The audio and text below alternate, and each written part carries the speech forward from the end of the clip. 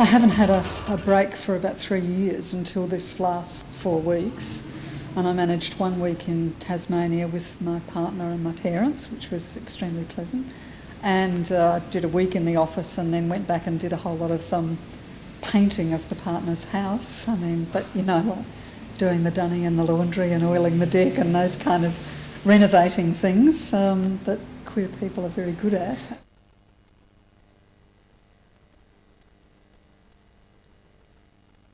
The festival's been going, for nearly 40 years. That seemed to me to be quite a long time to get round to having its first female director, but it did, and it's me, and, I think it's guilt money they gave me 2 festivals instead of the normal one, because it took them so long to get round to it. That's my story anyway. I don't think I've ever felt pressure as the first woman. I mean, I know politicians feel that, or we invest female politicians with that kind of importance. I haven't personally felt that at all, like, oh my God, I've got to get it right because I'm the first woman. The pressures have been much more on myself about artistic quality and a certain discipline to get the balance right, and they haven't really been gender-based at all.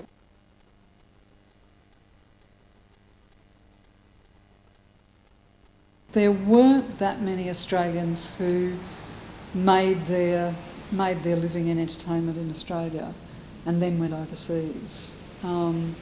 Most of the Australians up until then who had made their reputations had left Australia in order to do so, and then sometimes they returned.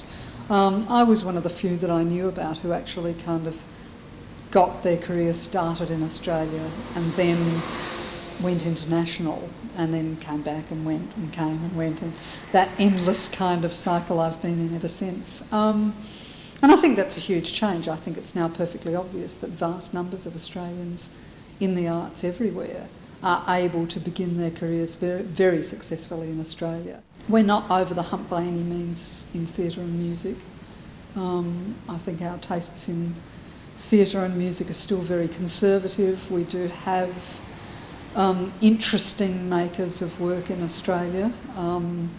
They are by and large not the ones who are most loudly applauded. They tend to eke out the living. I mean, we'll see if that changes too. I think the promise of a Raimondo Cortese in theatre is immense. The fact that Tim Connergrave's starting to attract audiences, maybe that too is on a change. It's still hard for serious contemporary composition to get a Guernsey in this country. It happens, but people still prefer dead Europeans to living young Australians.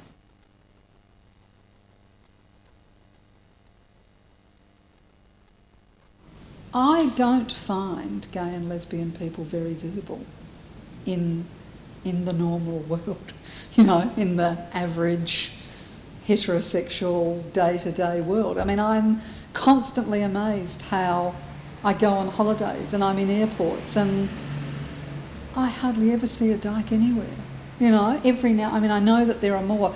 And because I don't have a lot of time to spend in the enclave and have to interact with a world that incorporates gay people but is not comprised solely of them, I find the visibility very poor. And I was really amazed, I have to say, to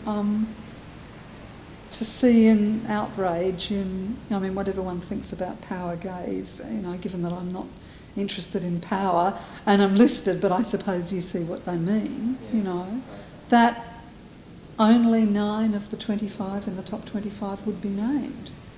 Yes. So it's not any surprise that there is still a dislocation when people in power still feel a necessity not to be completely frank.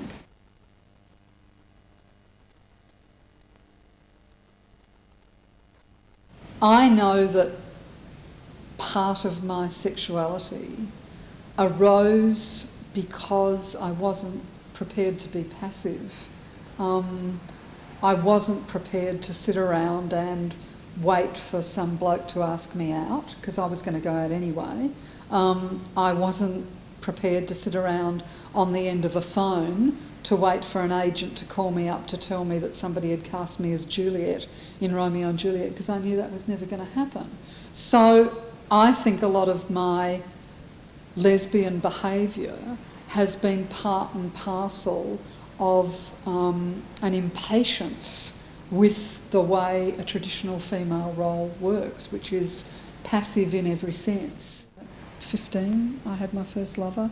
It was all over and done by the shouting with my parents. At 18, my mother was serving me and my lover breakfast in bed when I was 18, and we were at university together. So, you know, it all happened very early and very quick and with very, very little pain at all. Therefore, my work has never been particularly the work that needed to use the arts to talk about coming out or about, I mean, you know, so what I would say is that if there is a queer sensibility,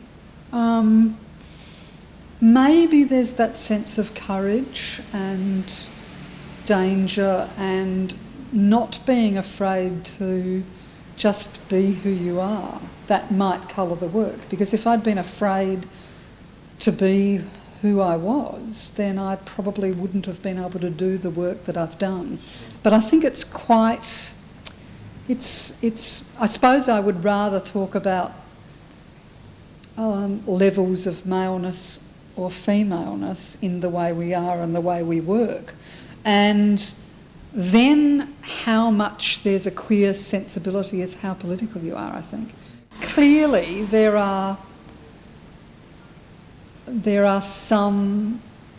is some areas and levels of lesbianism that doesn't click well with maleness. I mean, in men.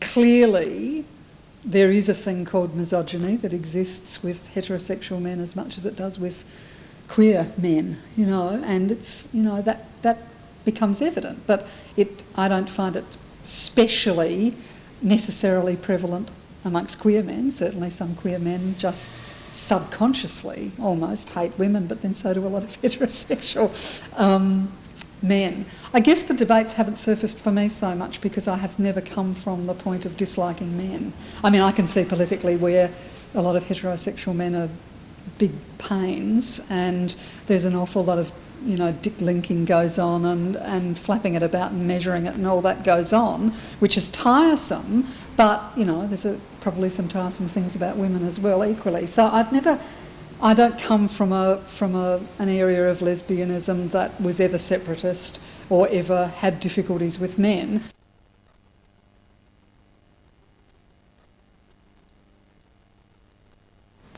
I mean, my own response to drag, of course, is that I'm ever grateful, because the first other queers that I knew in my life were drag queens. It was when I was doing bandstand.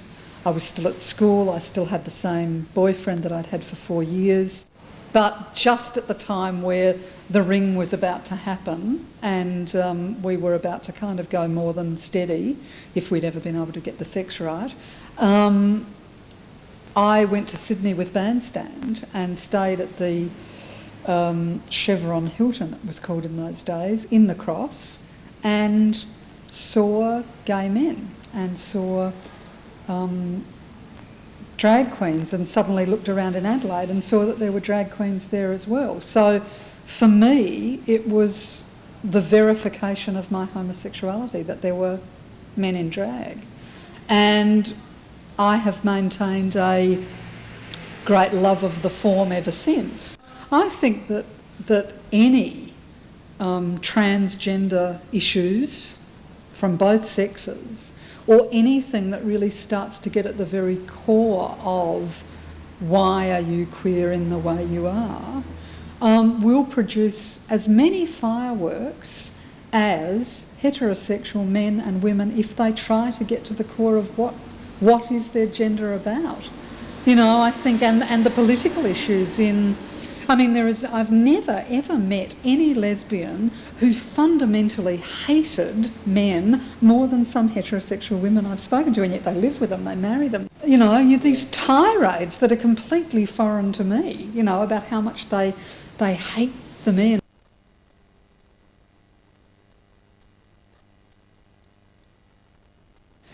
time's really off, I tend to like to go to somewhere quite raw and wild if I possibly. I mean, with all the creature comforts, you know, I like the bed and the slaves and the good food and all that stuff.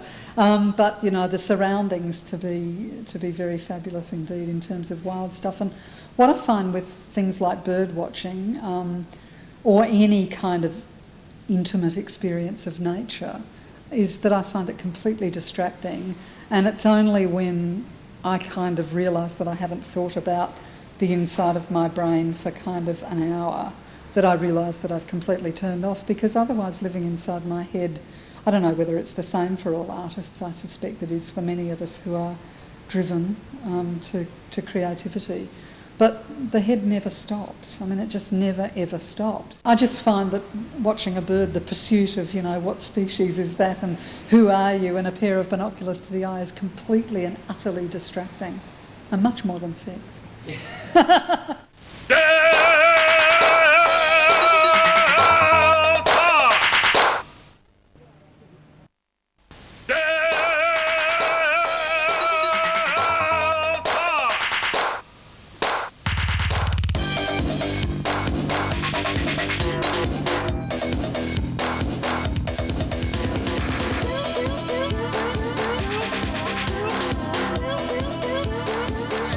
Rollerblader? No, here. Oh, you've never done it before? No, I'm really scared. Oh, don't worry, there is a hand railing in there. Of course, you're putting your rollerblades on now.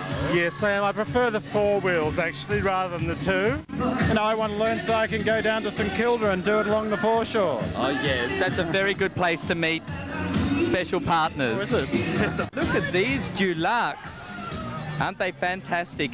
Barbara, how lovely to meet you here this evening. Oh, it's so exciting. I'm so glad gay skate has made a big comeback, especially during Midsumma. Did you hire these ones today? I did. Yes. Aren't they lovely? They've got orange wheels. Well, they're okay, except they're about a size too small. What's that thing on the front for? That's the stopper. That's so you brake. Oh, yes. So you can brake. The blades don't have a brake, do they? No, at the back. You're having a little bit of the Cinderella complex. Well, I don't know. I'm going to see how I go. Usually I can squeeze into a shoe. Yes, maybe we need Prince Charming to look for the perfect slipper. That'd be ideal. That'd be ideal. You got to grab onto some spunky chick's hand for a while, I reckon. Yeah. Until you get your wheels going, and then you can let go and you're off. Hello. Whoa. Are you a rollerblader? Not quite. Just tonight. I've never done it in my life, that's why I'm terrified. You're not a bad skater, are you? I haven't done this for years, I think. It's fun, isn't it? It's fun. I mean, half the fun's falling over as well, so... You're very good. You're going backwards. Oh, well, you know. Yes. Now, obviously, you're very professional. Stop that. Are you wearing blades or skates? Blades. Blades. Oh, hang on. Now, is it the first time you've skated? No, it's not. No. And what do you think of this event? It's great, yeah. It's nice to do something fun. How long have you been skating? About 4 weeks. You're kidding, only that long? Yeah. What advice for newcomers to this scene? Practice, practice, practice. Hi there! Hello! Thank you for stopping. How are you? Good! Now you're... I can't stop! Obviously you're a rollerblade. Oh, of course, every day of my life. Have worn a little bit of... Yeah, padding, lots of padding. I've been eating extra for 5 weeks now, just to stock up in case I fall over. But if I do fall over, watch out for that 5-level underground car park I'm going to cause. What do you think about this idea, a roller skating event for Midsumma? I think it's fabulous. I think it's wonderful. Everyone can do it. You can be on your own. You can be with people. Yeah. And you can just move to the music, and it's so relaxing.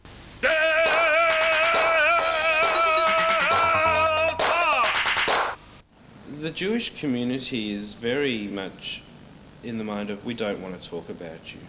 They're very conservative in that respect.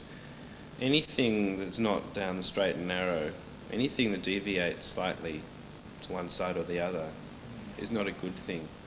I was at their house, went into their bedroom, said, Mum, Dad, something I've been meaning to tell you. 17 years ago I realised that I didn't realise that I was gay, but I realised that I was attracted to boys or to men. And that's where I am today, and that I'm gay. They was lying down in bed at that stage, and then they sat up. they sat up in bed and sort of like, Mum said, "But Michael, how do you know you're gay? You haven't slept with a woman." And I said, "It's just one of those things." And it took her a few days to come to terms with, at least to accept that. The Jewish people are an interesting group. You have the fervently Orthodox, those who spend a lot of their time studying the religion, praying, observing every custom, and that's fine. And then you have the other end of the spectrum where you've got people who don't pray, they don't ever attend synagogue, they don't study the Talmud, the Torah, the Mishnah, all the books of text. They don't even eat kosher food, yet they'll still be as Jewish as those who are religious. Being Jewish is a religious thing, or it's a cultural thing, or it's the coming together of both.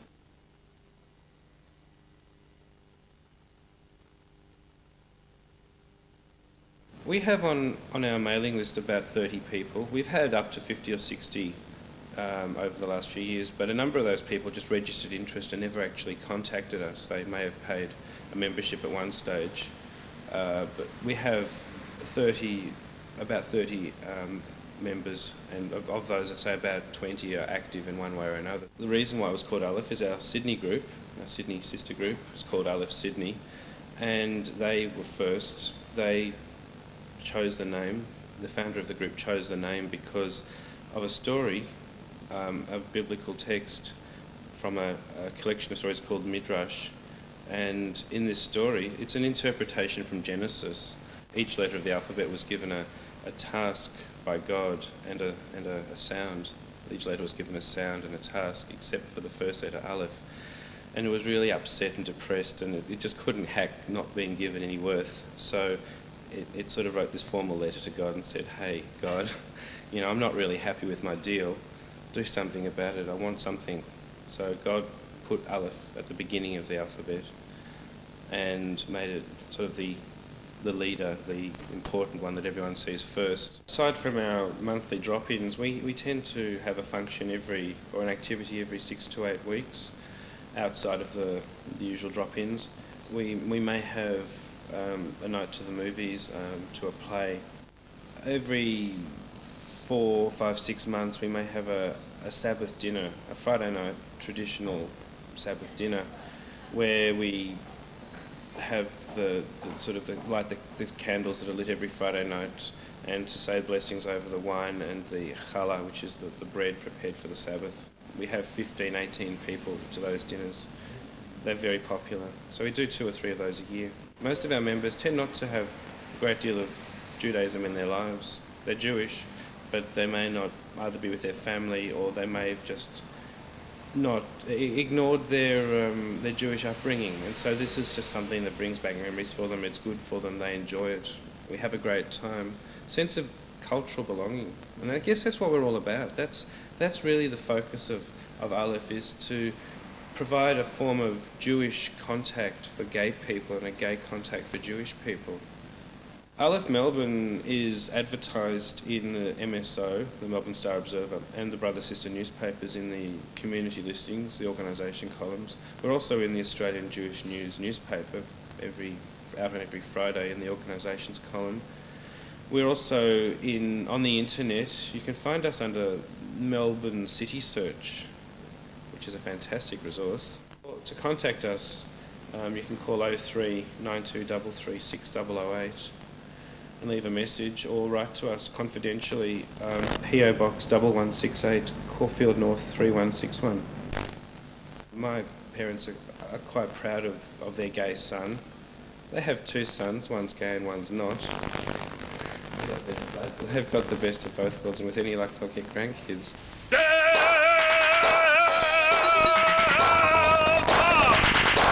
Are you a rollerblader as such? Look at all the wheels there. I used to play ice hockey. Oh, well, you'll be in your element. Year 10 senior sport, I used to go roller skating, and Is it like a nostalgic thing? It is indeed. Yeah. Oh, where's all your protection? I haven't got one. Oh, well, try. Off to the rink for you. Yeah.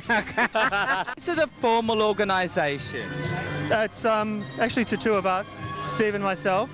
We used to run gay rollers several years ago, and the people at the Fun Factory asked us to come back and start some roller skating again. So is it going to be a regular event here? Yes, we're on every Wednesday night now. Are you a veteran on the rollerblade? No, never before. Have you been on roller skates at all? Yes, I have, when I was little.